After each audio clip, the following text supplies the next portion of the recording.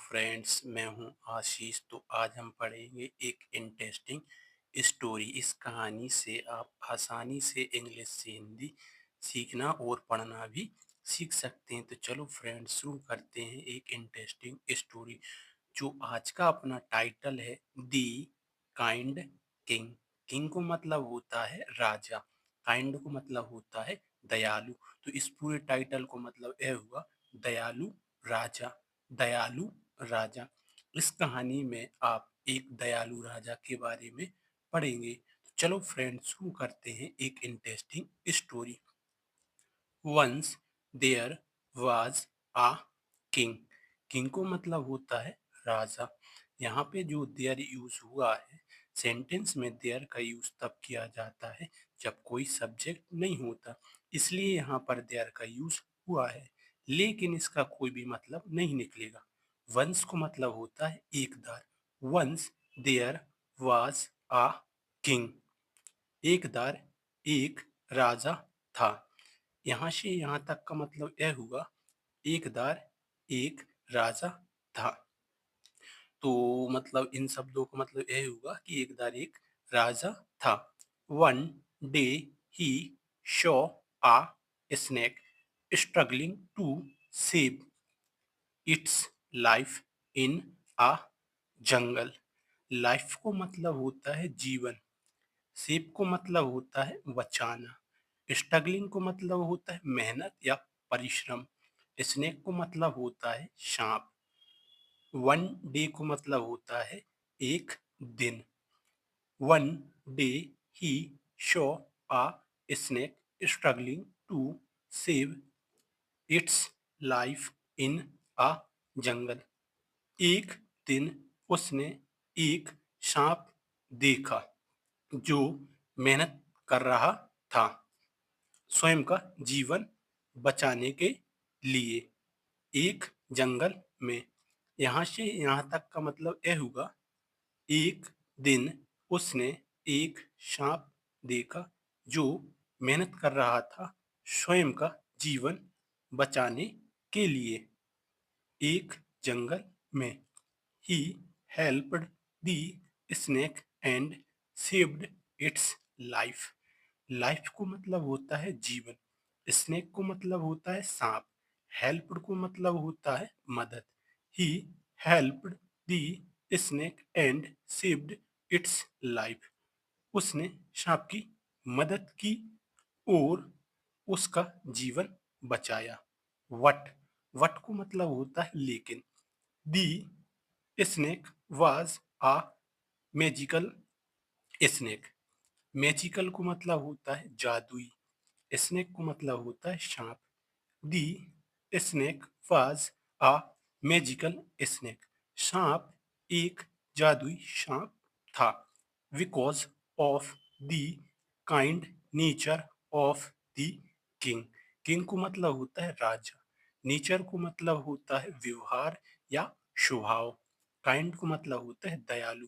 Because of the kind nature of the king, राजा के दयालु स्वभाव की वजह से।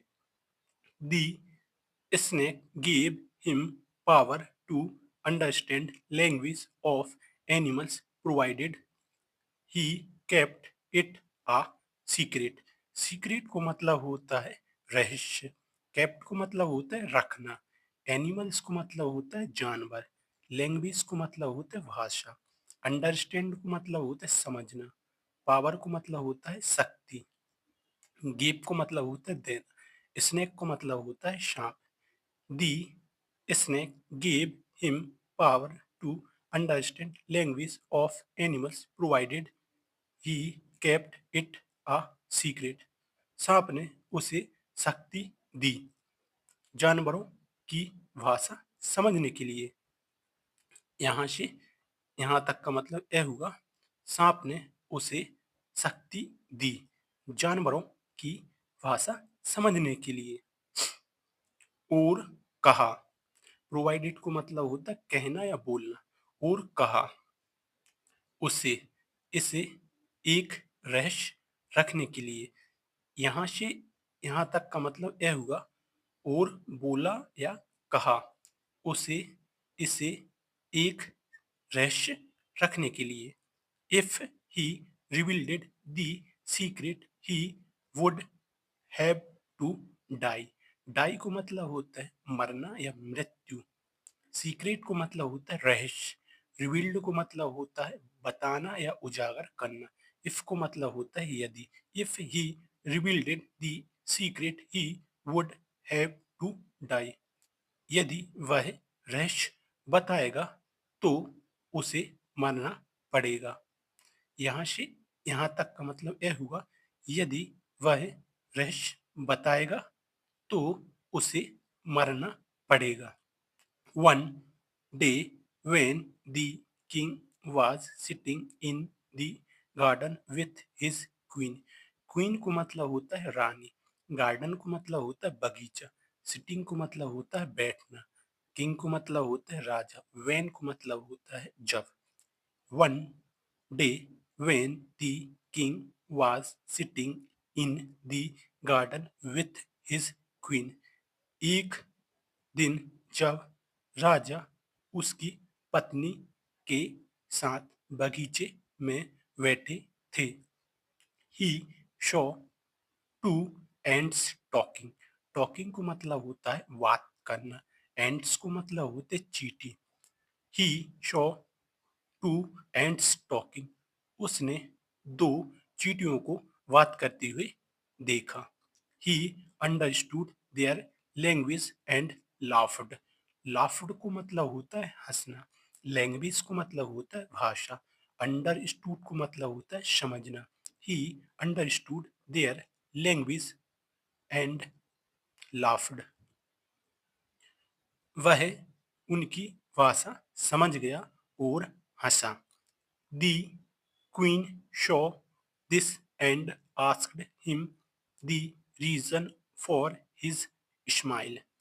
स्माइल को मतलब होता है हंसी, रीजन को मतलब होता है कारण या वजह, आस्क्ड को मतलब होता है पूछना, शो को मतलब होता है देखना, क्वीन को मतलब होता है रानी। The queen saw this and asked him the reason for his smile. रानी ने इसे देखा और उससे पूछा उसकी हंसी की वजह। तो यहाँ से यहाँ तक का मतलब यह हुआ, रानी ने इसे देखा और उससे पूछा उसकी हंसी की वजह। दी किंग सेड। सेड को मतलब होता है कहना या बोलना। दी किंग सेड। राजा ने कहा या बोला। If I tell you I will die. Die को मतलब होता है मरना या मृत्यु। टेल को मतलब होता है बताना। इफ को मतलब होता है यदि। If I tell you I will die. यदि मैं तुम्हें बताऊंगा तो मैं मर जाऊंगा। यहाँ से यहाँ तक का मतलब यह हुआ, यदि मैं तुम्हें बताऊंगा तो मैं मर जाऊंगा। वट। वट को मतलब होता है लेकिन। After asking again and again the king was going to tell the secret. Secret को मतलब होता है रहस्य, गोइंग को मतलब होता है जाना, अगेन एंड अगेन को मतलब होता है बार बार, आस्किंग को मतलब होता है पूछना, आफ्टर को मतलब होता है बाद। After asking again and again the king was going to tell the secret. बार बार पूछने के बाद राजा रहस्य बताने जा रहे थे। Just then. जस्ट देन को मतलब होता है ठीक तभी। आ हेवनली वॉइस सेड। वॉइस को मतलब होता है आवाज, हेवनली को मतलब होता है स्वर्गीय। आ हेवनली वॉइस सेड। एक स्वर्गीय आवाज कहती है या बोलती है। O king. ओ किंग को मतलब होता है हे राजा। Why should you sacrifice your life for someone who doesn't value you?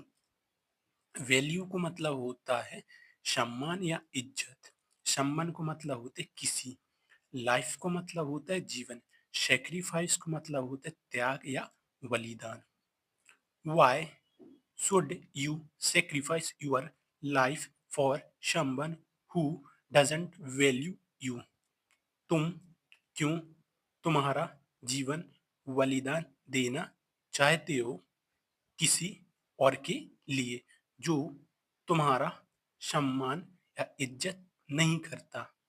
यहाँ से यहाँ तक का मतलब यह हुआ, तुम क्यों तुम्हारा जीवन बलिदान देना चाहते हो किसी और के लिए जो तुम्हारा सम्मान या इज्जत नहीं करता?